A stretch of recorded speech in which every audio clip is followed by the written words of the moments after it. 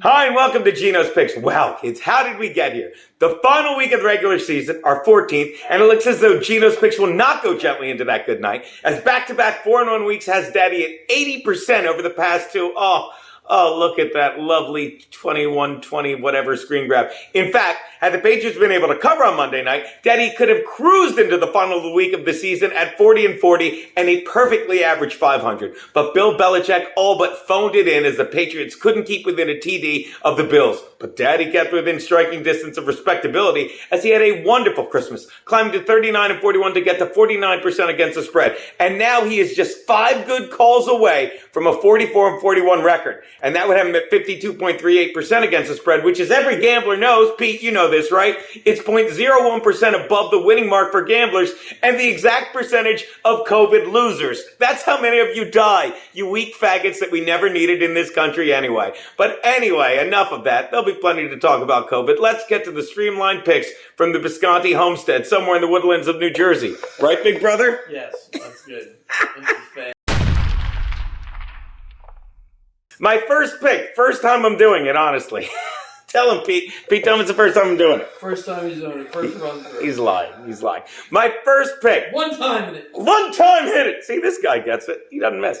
My first pick. The Steelers are getting 9.5 from the Browns in Cleveland. The line in this game, I don't know if you know this, jumped from Cleveland originally giving 3.5 to Cleveland now giving 9.5. Basically, you did not know that? You were unaware? He didn't know. That's because they're getting an extra TD because the Steelers are resting Big Ben and they're going with Mason Rudolph. Yeah, he's still there. Nevertheless, the last time I saw something swing as wildly as this line, was the last time Rudolph faced these Browns and Myles Garrett went prime Amazon on the bitch. Remember? He took the helmet, and it's amazing. He fashioned it as a tool to attack his enemy. And then he got to leave with the rest of the pride and all the women. Oh, I'm thinking of something else. I'm confusing NBC with Nat Geo. My point is this. I don't care how much they're giving to this team because I still don't trust Baker Mayfield, whose play at First Energy Stadium all season has made me laugh far more than any of the ads he's filmed there in the all season. This game is going to be much closer than you think, Browns fans, because while Mason Rudolph is fighting to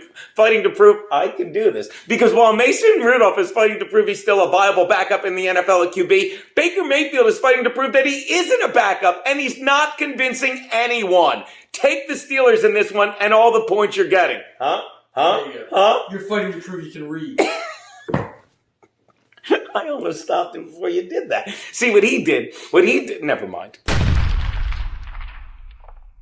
My next pick, Pete, the Bills are laying 3.5 to the Fins in Miami. Hey, Pete, remember how the left kept telling you that we'd never have a vaccine anytime in 2020? Then remember how while they were telling you that, they were also telling you that it would save the elderly? Yeah, well, they were just some more lies. Because now they're finding reasons to not give the elderly the vaccines because, well, old people die when you just leave them to themselves, let alone when you fill them up full of aluminum-laced COVID. And watching the elderly drop dead sure doesn't help Moderna move product. Why am I telling you? As opposed to Pfizer. Pfizer also made it. You know, the same people that made Viagra, they have the slogan Pfizer, "Pufuck like a kid again."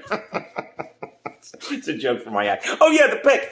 Why am I telling you all this? Because if they were giving vaccines to the elderly, then this super senior, 38-year-old Ryan Fitzpatrick, would have gotten the vaccine and wouldn't be on the COVID-19 list forcing them to... See, why doesn't...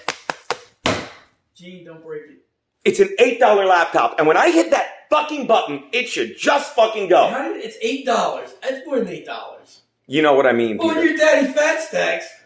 But, you got it like that. But that's the thing. Daddy Fat Stacks is very irresponsible, and he loses his laptops.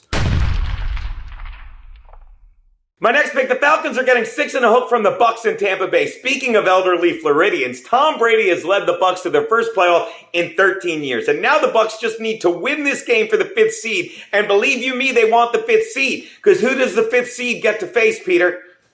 The Washington football team. Oh, maybe we should bet Washington now. The 4th seed. The 4th seed is whoever wins the NFC East. So you definitely want to win this game, okay? Still, doesn't mean they're going to blow them out because like most old people in Florida, Tom Brady's progress has been slow. And outside of Saturday's 47-7 blowout of Detroit, the Bucs have been chewing up yardage about as often as the average Floridian chews on food. Once a month if you're lucky. Not to mention the Bucs just played the Falcons 2 weeks ago and won courtesy of another Falcons meltdown. Can't see this one not being just as close. Take the Falcons and the TD you're getting, and Radio Raheem Morris like a motherfucker. Those colored people sure can coach when it doesn't matter. What? Which brings me to Geno Shaor pick of the week. You know, they didn't hold anything against the Unabombers, brother. I'm the luckiest man alive. Do you want the pick? It's nothing's funnier than that's. The Raiders are giving 3 to the Broncos in Denver. Drew Luck is still the QB in Denver, but I cannot imagine he will be after this one. But it doesn't matter what I think or what the Broncos think about this season. Sisters. Because Drew Lock will be thinking about what the Broncos are doing every snap on Sunday, and that will make a terrible quarterback and a terrible video. 3's his lucky number. Even worse. Not to mention Chucky ain't starting 20-21 a loser. He'll be sitting on a perfect 1-0 2021 record the entire offseason. Take the Raiders, lay the field goal in this mile high. Happy New Year. I spent it with my big brother. He sure did.